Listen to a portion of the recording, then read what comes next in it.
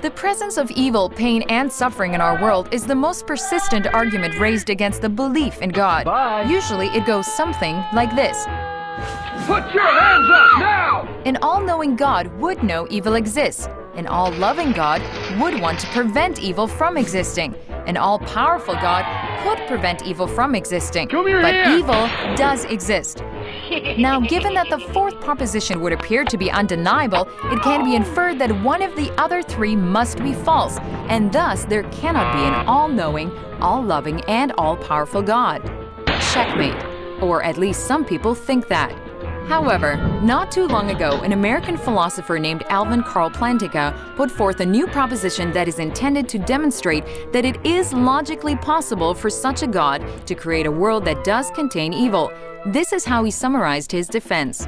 A world containing creatures who are significantly free and freely perform more good than evil actions is more valuable, all else being equal, than a world containing no free creatures at all. Now, God can create free creatures, but He can't cause or determine them to do only what is right.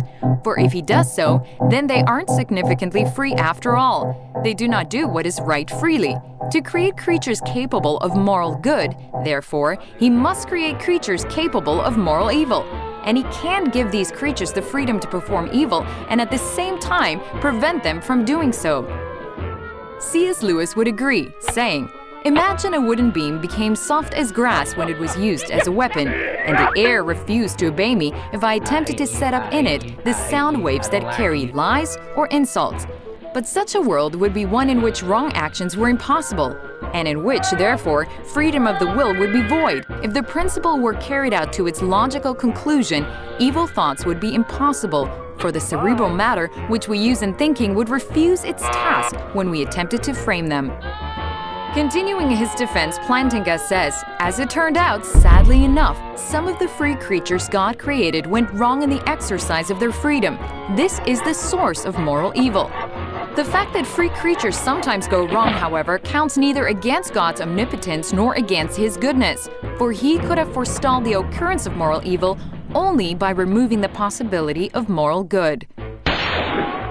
So, even though God is all-powerful, it is possible that it was not in His power to create a world containing moral good, but no moral evil.